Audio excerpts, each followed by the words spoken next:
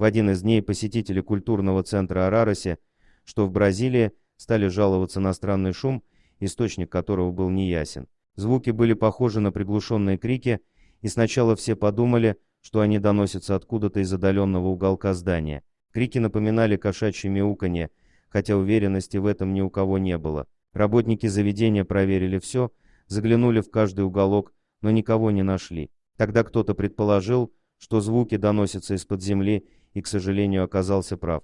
Несколько людей из группы выразили свое мнение, сказав, что если звуки действительно исходят из-под бетонного пола, то лучше оставить это существо умереть, кем бы оно ни было.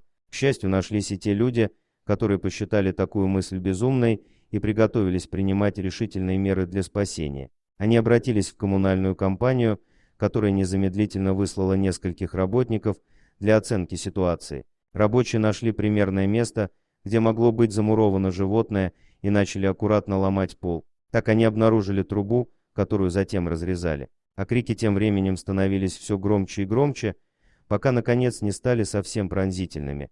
Тогда, порыскав рукой в разрезе трубы, мужчина достал оттуда крохотного котенка. Он комочком сжался в ладони спасателя, и люди, наблюдавшие эту картину, начали аплодировать, радуясь успешному спасению. Однако это был еще далеко не конец.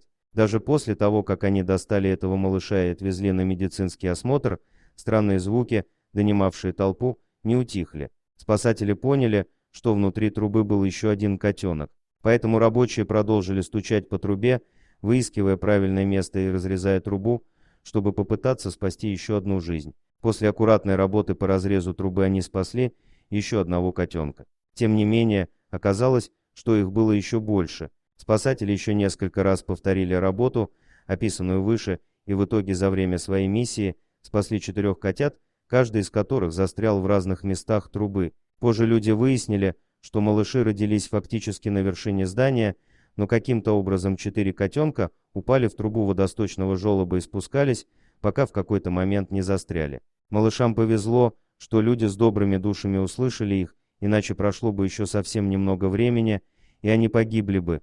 Новость о спасенных котятах быстро распространилась по городу, и люди стали собираться, чтобы помочь крохам. Мы объявили о спасении в социальных сетях, и люди в этом районе стали приносить молоко, бутылочки, лекарства и другие продукты для животных, рассказывает Рикардо Урбах, один из спасателей. Сейчас котят реабилитируют после полученного стресса, а после этого им сразу будут искать родной дом. Взгляните на их чудесное спасение. Благодаря сострадательным посетителям и небезразличию коммунальной компании, целых 9 жизней было спасено. Дорогие друзья, если вам понравилось видео, поставьте лайк, а также подписывайтесь на канал, где найдете еще много интересного.